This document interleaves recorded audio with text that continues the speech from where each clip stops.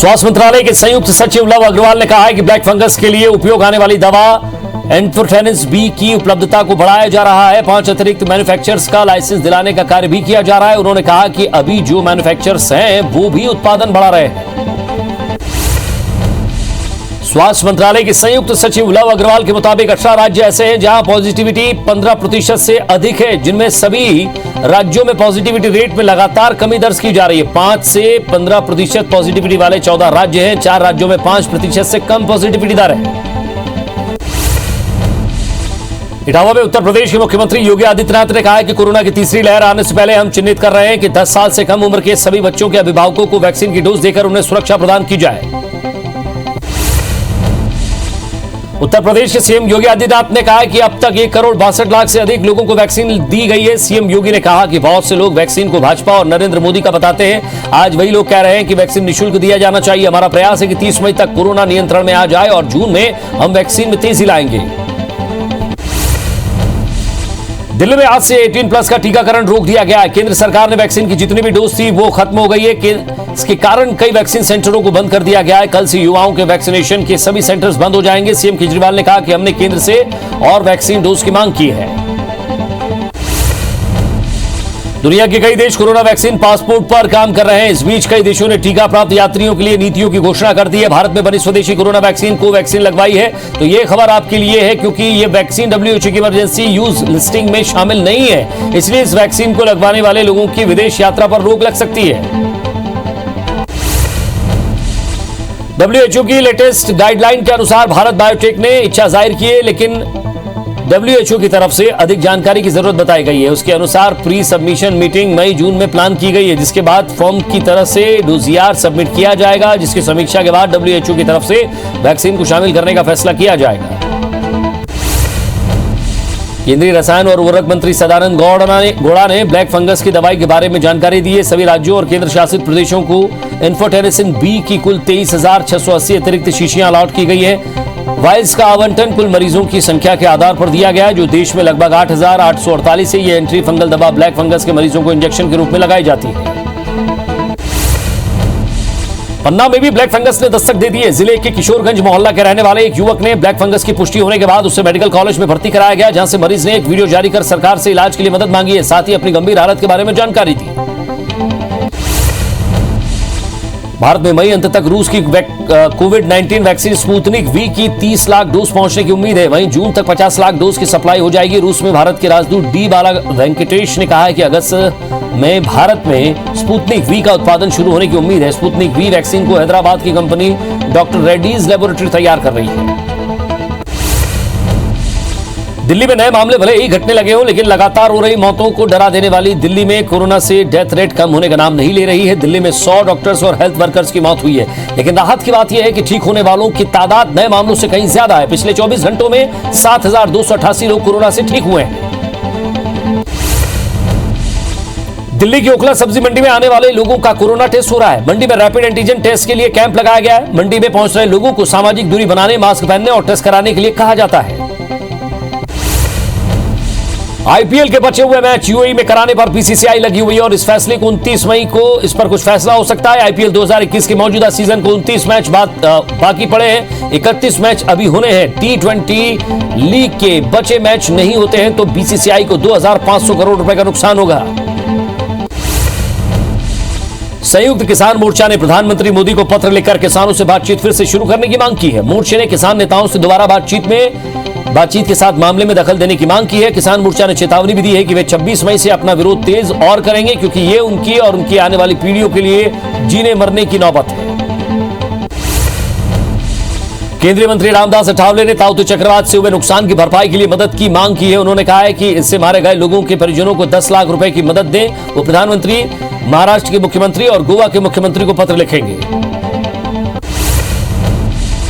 Barge P 305 जहाज से अब तक 188 लोगों को बचाया गया है। 66 शव बरामद किए गए। जो लोग अब भी लापता हैं उनके लिए सर्च एंड रेस्क्यू अभियान जारी रखा है। तूफान ताउते के आने के बाद बार्ज पर मौजूद लोगों ने समंदर में कूदकर अपनी जान बचाने की कोशिश की थी। सुप्रीम कोर्ट ने इलाहाबाद हाईकोर्ट से कहा है कि हाईकोर्ट ऐसे आदेश देने से बचे जिन्हें पूरा करना असंभव हो। सुप्रीम कोर्ट ने शुक्रवार को इलाहाबाद हाईकोर्ट से उस आदेश पर रोक लगा दी है जिसमें उसने प्रशासन को युद्ध स्तर पर स्वास्थ्य सुविधाएं बढ़ाने को कहा था। इंडियन मेडिकल एसोसिएशन यानी आईएमए ने योग गुरु रामदेव को एलोपैथी के खिलाफ उनके कथित बयानों को लेकर कानूनी नोटिस भेजा है। नेपाल में सियासी उठापटक के बीच राष्ट्रपति विद्यादेवी भंडारी ने संसद भंग करते हुए मध्यावधि चुनाव का ऐलान कर दिया है। नेपाल में अब 12 से 19 नवंबर के बीच चुनाव की घोषणा की गई है। राष्ट्रपति ने शेर बहादुर देउबा के और केपी शर्मा ओली दोनों के सरकार बनाने के दावे को खारिज कर दिया। कर्नाटक में आज कोरोना के 31,183 नए मामले सामने आए जबकि 61,766 लोगों ने रिकवरी की है। पिछले 24 घंटे में 451 रिपोर्ट दर्ज हुई है। पश्चिम बंगाल में पिछले 24 घंटों में कोरोना के 18,863 नए मामले सामने आए। 19,202 लोग रिकवर और 154 मौतें हुई हैं। सीएम शिवराज ने मध्य प्रदेश को लॉकडाउन से मुक्त कराने के इरादे से स्वास्थ्य व्यवस्था बेहद तेज करने की बात कही। उन्होंने कहा कि तीसरी लहर को किसी भी हाल में फैलने नहीं देंगे। वहीं 1 जून से अनलॉक का काम धीरे धीरे शुरू करने की बात कही है। शिवराज ने कहा है कि मजबूत इरादों से हारेगा कोरोना और जीतेंगे हम। कोरोना नियंत्रण पर सीएम शिवराज ने बैठक की। सीएम शिवराज की बैठक में जिलों के प्रभारी मंत्री, अधिकारी, संभाग आयुक्त, आईजी, एसपी और कलेक्टर उपस्थित रहे। सीएम ने लगातार टेस्टिंग बढ़ाने के निर्देश दिए। वहीं कोरोना गाइडलाइन के पालन पर भी सख्ती के लिए अधिकारियों को निर्देश दिए हैं। पूर्व मुख्यमंत्री कमलनाथ ने उज्जैन में कोरोना गाइडलाइन के चलते महाकाल मंदिर के बाहर शिखर दर्शन की पूजा की। कमलनाथ ने महाकाल से कोरोना से मुक्ति की मांग की है। कमलनाथ कांग्रेस प्रवक्ता नूरी खान के घर पहुंचे। उन्होंने कहा कि नूरी खान ने जनता की आवाज उठाई। उनके साथ पूर्व सांसद प्रेमचंद गुड्डू, पूर्व मंत्री सज्जन सिंह वर्मा समेत अन्य नेता मौजूद रहे। उज्जैन में महाकाल मंदिर में शिखर दर्शन के बाद कमलनाथ ने सरकार पर हमला बोला। कमलनाथ ने कहा है कि बीजेपी के राज में कोविड माफिया फल फूल रहा है। ऐसे ही माफियाओं से पूरे विश्व में भारत का नाम बदनाम हो रहा है। उन्होंने कांग्रेस कार्यकर्ताओं को सताने का आरोप लगाया। गोरेला पेंड्रा मरवाई जिले में डेडिकेटेड कोविड अस्पताल और कोविड लैब का सीएम भूपेश बघेल ने लोकार्पण किया। मुख्यमंत्री निवास से ही इस अस्पताल का और लैब का लोकार्पण किया गया। सीएम भूपेश बघेल ने वीसी के जरिए पेंड्रा निवासियों को सौगात दी। मुख्यमंत्री ने इस कार्यक्रम का संचालन किया। अंतर्राष्ट्रीय जैव विविधता दिवस पर सीएम भूपेश बघेल ने वर्चुअल बैठक की। सीएम भूपेश ने बलौदी वेटलैंड कॉम्प्लेक्स पर आधारित लघु वृत्त चित्र मेहमान परिंदों का लोकार्पण किया। मुख्यमंत्री निवास से ही इस कार्यक्रम का संचालन किया गया। सीएम भूपेश ने जैव विविधता दिवस के कार्यक्रम में संस्थाओं और व्यक्तियों का सम्मान भी किया। कोरोना संक्रमण की रोकथाम को लेकर विदेशी संस्था भी मदद के लिए आगे आ रही है। अमेरिका फाउंडेशन संस्था के सदस्यों ने मध्य प्रदेश के स्वास्थ्य मंत्री डॉक्टर प्रभुराम चौधरी से मुलाकात की। स्वास्थ्य मंत्री चौधरी ने बताया कि अमेरिका फाउंडेशन संस्था प्रदेश में 2 संस्थानों पर बड़े प्लांट लगाएगी। मंत्री ने बताया कि संस्था ऑक्सीजन से संबंधित 100 मशीनों की उपलब्धता करवाएगी। संस्था ने 3 पोर्टेबल बेड कोविड अस्पताल खोलने का भी प्रस्ताव दिया है। 6,000 वन टाइम यूज वेंटिलेटर और 3,000 मॉनिटर भी प्रदेश सरकार को डोनेट करेगी। ये वेंटिलेटर बिना बिजली के चलेंगे। इनका उपयोग किसी भी क्षेत्र में हो सकता है। इसके लिए योजना बनाई जा रही है। पूर्व मंत्री बीसी शर्मा एक बार फिर जेपी अस्पताल के निरीक्षण के लिए पहुंचे, लेकिन निरीक्षण में एक भी अधिकारी या डॉक्टर नहीं पहुंचा। बताया जा रहा है कि डॉक्टर योगेंद्र श्रीवास्तव से बदतमीजी और इस्तीफा देने के मामले के बाद डॉक्टरों ने पूर्व मंत्री के किसी भी दौरे में नहीं जाने का निर्णय लिया। आधे घंटे के इंतजार के बाद शर्मा ने बिना अधिकारियों के ही निरीक्षण किया। कोंडागांव के विधायक मोहन मरकाम ने जिला अस्पताल में 2 करोड़ 45 लाख के उपकरणों की सौगात दी है। मरकाम ने विधायक निधि से 30 लाख रुपए की लागत से 2 वेंटिलेटर मशीन तथा 20 लाख के 10 ऑक्सीजन कंसंट्रेटर प्रदान किए। शहरों में वैक्सीनेशन के लिए स्लॉट खाली नहीं मिलने से शहर के लोग अब ग्रामीण क्षेत्रों की ओर रुख करने लगे हैं। आपको बता दें कि बालाघाट के साले ठीका में वैक्सीनेशन सेंटर में वैक्सीन लगाने के लिए कारों की भीड़ देखने को मिल रही है। लोग शहरों से यहां वैक्सीन लगवाने पहुंच रहे हैं। अंबिकापुर मेडिकल कॉलेज अस्पताल में वर्तमान कोरोना काल के साथ ही तीसरी वेव को लेकर तैयारियां जोरों पर है। इसकी निगरानी स्वास्थ्य मंत्री खुद कर रहे हैं और इसी कड़ी में आज 190 जंबो सिलेंडर अस्पताल पहुंचे, जिसका उपयोग नए बन रहे कोविड वार्ड में ऑक्सीजन बेड पर होगा। मध्य प्रदेश हाईकोर्ट की ग्वालियर बेंच ने महंगी दवाओं के मामले में गंभीर चिंता जाहिर की है। जेनरिक दवाएं नहीं लिखने पर ग्वालियर हाईकोर्ट ने नाराजगी जताते हुए सरकार से पूछा है कि डॉक्टर जेनरिक दवाएं क्यों नहीं लिख रहे हैं। हाईकोर्ट ने 7 जून और भारत सरकार और राज्य सरकार के ड्रग कंट्रोलर को तलब किया है। कोविडशील्ड वैक्सीन की 2 लाख डोज रायपुर पहुंच गई है और इस वैक्सीन का इस्तेमाल 18+ आयु के वैक्सीनेशन के लिए किया जाएगा। आपको बता दें कि प्रदेश में 1 लाख से भी कम वैक्सीन की डोज बची है। ऐसे में 2 लाख कोविडशील्ड की खेप से टीकाकरण में तेजी आएगी। छत्तीसगढ़ में कोरोना की दूसरी लहर ढलान पर आ चुकी है। एक दिन में आने वाले नए केस की संख्या घटकर 4 से 5 हजार के बीच रह गई, लेकिन अभी भी तीसरी लहर की चुनौतियों को लेकर तैयारी शुरू कर दी गई है। दरअसल आशंका जताई जा रही है कि तीसरी लहर में सबसे ज्यादा प्रभावित छोटे बच्चे होंगे। आंकड़ों के मुताबिक छत्तीसगढ़ में पहली लहर में 5% बच्चे और दूसरी लहर में करीब 8% बच्चे प्रभावित हुए हैं। अनुमान है कि तीसरी लहर में 30% तक बच्चे प्रभावित होंगे। प्रदेश में 14 साल की उम्र तक करीब 60 लाख बच्चे, लिहाजा बड़े पैमाने पर बच्चों के लिए आईसीयू सेटअप तैयार किया जा रहा है। रायगढ़ में कोरोना से पिछले 50 दिनों में 555 लोगों की मौत हुई है, जिनमें से मेडिकल कॉलेज और हॉस्पिटल में ही 199 लोगों की मौत हो गई है। मौतों के आंकड़े सामने आने के बाद सांसद गोमती साय ने इसके लिए राज्य सरकार को दोषी ठहराया है। बलरामपुर की यूपी सरहद पर आज छत्तीसगढ़ के विभिन्न जिलों में 300 मजदूर बस में सवार होकर यहां पहुंचे। पुलिस और जिला प्रशासन की टीम ने सभी मजदूरों का कोविड टेस्ट कराया और एंटीजन के सभी की रिपोर्ट मिलने के बाद सभी 300 मजदूरों को खाना खिलाया। इसके बाद उन्हें बस में सवार करके रवाना कर दिया गया। बलरामपुर में 31 मई तक लॉकडाउन बढ़ाने के बाद अब व्यापारियों ने दुकान खोलने में छूट की अनुमति देने की मांग की और इसी कड़ी में आज बीजेपी व्यापारी प्रकोष्ठ के जिला संयोजक और कार्यकर्ताओं ने कलेक्टर के नाम एसडीएम को ज्ञापन सौंपकर लॉकडाउन में थोड़ी ढील देने की मांग की है। सूरजपुर में लॉकडाउन का जायजा लेने पहुंचे कलेक्टर ने बेवजह घूमने वालों पर कार्रवाई की। हालांकि काम की वजह से बाहर निकलने वालों को भी कलेक्टर ने उठक बैठक लगवाई, जिसके बाद आम लोग कलेक्टर की इस कार्रवाई से नाराज नजर आए। छत्तीसगढ़ के साथ साथ बस्तर में भी कोरोना संक्रमण की रफ्तार कम हुई है। पॉजिटिविटी रेट गिरकर अब 6% रह गई है, जबकि छत्तीसगढ़ का औसत 8% है, जो कि एक महीने पहले 32% था। मरीजों की मौत के आंकड़े भी बीते सप्ताह में कुछ कम दिखाई देने लगे। यहां मौतों का आंकड़ा घटकर 3% तक सीमित रह गया है। बिलासपुर के अनुराग तिवारी फ्री टैक्सी और एम्बुलेंस सर्विस देकर कोरोना संक्रमितों की सेवा कर रहे हैं। आपको बता दें कि उनके पास 12 गाड़ियां हैं, जिनमें से 3 गाड़ियों को उन्होंने सिर्फ मदद के लिए लगा दिया है, जबकि बाकी बची गाड़ियों को टैक्सी सर्विस में लगाकर उसके मुनाफे का 20% हिस्सा जरूरतमंदों के लिए जमा करते हैं। लॉकडाउन में कालाबाजारी करने के लिए बिना लाइसेंस के अवैध रूप में रखी गई बड़ी मात्रा में दवाइयों को कोतवाली पुलिस ने जब्त कर लिया है। साथ ही आरोपियों के खिलाफ मामला दर्ज करने की आगे की कार्रवाई शुरू कर दी है। पुलिस के मुताबिक जब्त दवाइयों की कीमत लगभग 1,80,000 रुपए बताई जा रही है। डोंगरगढ़ में लॉकडाउन के दौरान नियम के खिलाफ दुकान का संचालन करने पर प्रशासन ने 2 दुकानों को सील कर दिया। साथ ही कई दुकानों पर जुर्माने की कार्रवाई की गई है। वहीं कई बड़े दुकानदारों को चेतावनी दी गई है और इस दौरान कई दुकानदार अपनी दुकान में बिना ताला लगाए भाग खड़े हुए। इंदौर में प्रशासन ने शादी समारोह जैसे कार्यक्रम पर सख्त पाबंदी लगा दी है, लेकिन इसके बाद भी शादी जैसे समारोह आयोजन हो रहे हैं और इसी कड़ी में खजराना पुलिस ने गुरु नानक नगर में चल रही शादी कार्यक्रम में पहुंचकर जमकर कार्रवाई की। साथ ही दूल्हे और उसके पिता को हिरासत में ले लिया। कोरोना संक्रमण से पूरा देश परेशान है, तो वहीं दूसरी तरफ भिंड में लोग समझने का नाम नहीं ले रहे। नया गांव थाना के पुरानी गड़िया में एक परिवार में शादी समारोह का आयोजन किया गया। वहां सोशल डिस्टेंसिंग की जमकर धज्जियां उड़ाई गई। सूचना मिलने पर मौके पर पहुंची पुलिस ने कोविड गाइडलाइन का पालन नहीं करने और संक्रमण फैलाने का मामला दर्ज कर लिया। कोरोना का कहर अब शहर से ज्यादा गांव में देखने को मिल रहा है और इसी बीच देशी जुगाड़ तकनीकी से हरदा में 36 ग्राम पंचायतों और 8 थानों में भाप केंद्र स्थापित किए गए हैं, जहां ग्रामीण आसानी से भाप ले सकते हैं। ग्राम पंचायतों में चूल्हे पर कुकर रखकर उससे निकलने वाली भाप का इस्तेमाल किया जा रहा है। जांजगीर चांपा के अगलतरा में रहने वाली 93 वर्षीय परमेश्वरी देवी अग्रवाल ने कोरोना से जंग जीत ली है। आपको बता दें कि बुजुर्ग 9 दिनों तक कोविड केयर सेंटर में थी, जहां डॉक्टरों ने इलाज के साथ ही वृद्धा का हौसला बढ़ाया, जिससे स्वस्थ होकर वृद्धा वापस घर लौटी है।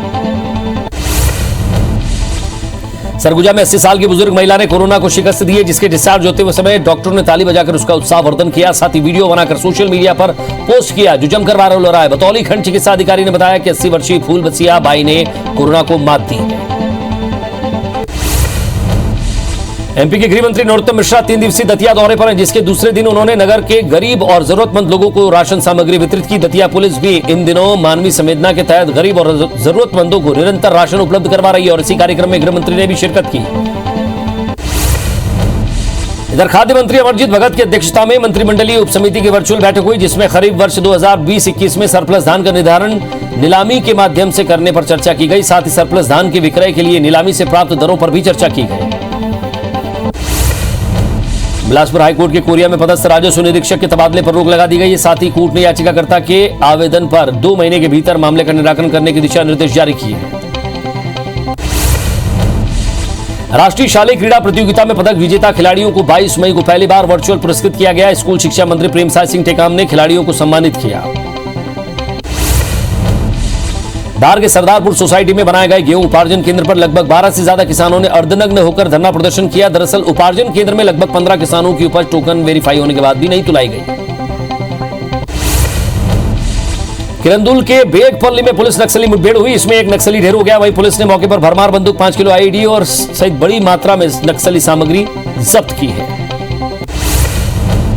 इंदौर में एमजी रोड थाना क्षेत्र में गांधी हाल के सामने कुछ युवतियों ने एक युवक की जमकर पिटाई कर दी, जिसका वीडियो जमकर वायरल हो रहा है। लेलूंगा पुलिस ने एक मामले में 2 आरोपियों को गिरफ्तार किया। पुलिस के मुताबिक दोनों आरोपी एक नाबालिग बच्चे को बोरवेल में काम दिलाने का झांसा देकर अपने साथ ले गए थे और उसे असम में ले जाकर छोड़ दिया। ग्वालियर में कर्फ्यू के दौरान जहरीली कच्ची शराब को बेचने के लिए ला रहे 3 तस्करों को पुलिस ने पकड़ा है। साथ ही आरोपियों के पास से अवैध शराब बरामद करते हुए उनकी 3 बाइक सहित शराब भी बरामद की है। ग्वालियर क्राइम ब्रांच पुलिस ने ठगी के मामले में 3 आरोपियों को गिरफ्तार किया। पुलिस के मुताबिक गिरफ्तार आरोपी कंप्यूटर एक्सपर्ट है, जो बेरोजगार युवाओं को मल्टीनेशनल कंपनी में एक वर्क फ्रॉम होम का जॉब दिलाने का झांसा देकर ठगी करते थे। इंदौर के हरिओम नगर के नाले किनारे 36 लोग एक साथ बैठकर जुआ खेल रहे थे, जिन पर चंदन नगर पुलिस और क्राइम ब्रांच ने संयुक्त रूप से कार्रवाई करते हुए सभी को गिरफ्तार किया। साथ ही आरोपियों के पास से 96,000 कैश जब्त किया गया है। सतना के अवर पाटन पुलिस ने बड़ी मात्रा में राजस्थान ब्रांड की अवैध शराब जब्त की है, जो एमपी में प्रतिबंधित है। वाहन चेकिंग के दौरान पुलिस ने एक ट्रैक्टर की तलाशी ली, जिसमें भूसे के नीचे शराब की 69 पेटियां बरामद हुई है, जिसके बाद पुलिस ने ट्रैक्टर सहित 2 आरोपियों को गिरफ्तार किया है। देवास में ब्लैक फंगस का इलाज करने का दावा करने वाली एक क्लिनिक पर प्रशासन ने कार्रवाई की है। शिकायत के आधार पर नायब तहसीलदार पूनम तोमर देवास डेंटल क्लिनिक पहुंची, जहां गंभीर अनियमितता पाई गई और क्लिनिक को सील किया गया। बस्तर के भानपुरी पुलिस ने बिना अनुमति की शादी करने पर दूल्हे और उसके पिता को गिरफ्तार कर लिया है। 13 मई को केशरपाल में तुलाराम कश्यप ने अपनी बेटी की शादी आयोजित की थी। ग्वालियर और मुरैना के जंगल में लंबे समय से आतंक मचा रहा 60,000 का इनामी डकैत गुड्डा गुर्जर फिर पुलिस के रडार पर है। उसकी मौजूदगी ग्वालियर के तिगरा और घाटी गांव के जंगल में सामने आई है। धमतरी के भूतली सरकारी स्कूल में पदस्थ एक शिक्षक के साथ मारपीट का मामला सामने आया। शिक्षक की शिकायत के बाद कुरुद पुलिस केस दर्ज कर आगे की कार्रवाई में जुटी हुई है। इधर कुरुद शिक्षक संघ ने आरोपियों के खिलाफ कार्रवाई की मांग को लेकर एसडीएम को ज्ञापन सौंपा। बलरामपुर के जोका पाठा में युवक की हत्या कर शव को उसी के खेत में दफन करने के मामले में पुलिस ने 3 आरोपियों को गिरफ्तार कर लिया है। शंकरगढ़ पुलिस के मुताबिक जमीन विवाद के चलते मृतक के 2 भाइयों और पिता ने ही उसकी हत्या की थी।